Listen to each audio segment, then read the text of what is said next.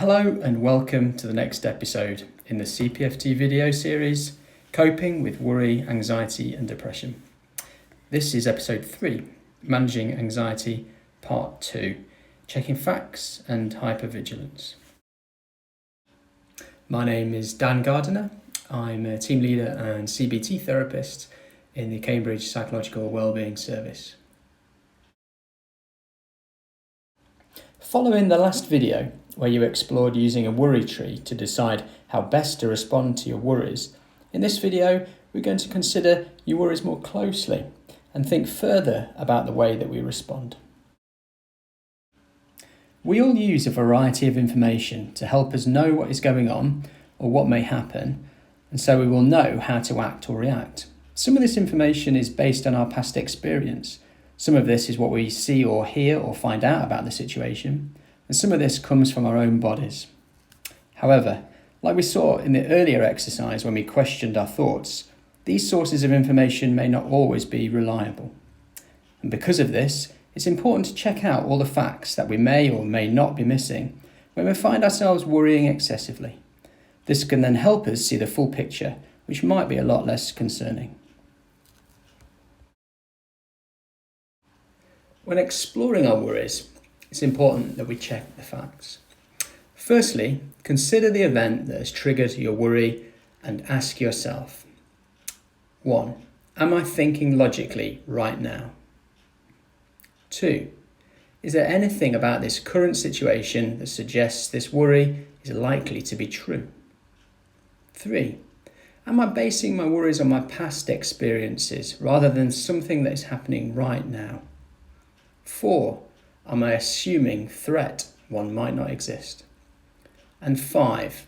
Am I catastrophizing, thinking of worst case scenarios? In part 5 of this third episode, we will look more closely at how we can catch our thoughts, check them for reliability, and then change them where necessary by using a thought record. Right now, though, we are going to think more about where we focus our attention when we are worried and why we do this. Like most living creatures, our brains are designed to help us notice any threat. It's part of the process of evolution designed to keep us alive. But because of this, we tend to pay a lot of attention to physical sensations that occur in our body when our fight or flight system is triggered. The fight or flight response is a physiological reaction that occurs in our body in response to a perceived threat. In the face of something threatening, changes happen in our body, including our heartbeat quickening, breathing faster, and feeling tense in order to equip us to fight against or run away from a threat. However, we often make the mistake of believing that because we feel physically anxious, there is a definite threat to us, even if at that precise moment there actually isn't one. An example of this might be seeing something on the news about coronavirus. This might make us feel physical sensations of anxiety, which we then interpret as a threat, even if at that precise moment we are sat safely in our home. This can then lead us to make some quite catastrophic assumptions about our situation, and can stop us seeing the whole picture.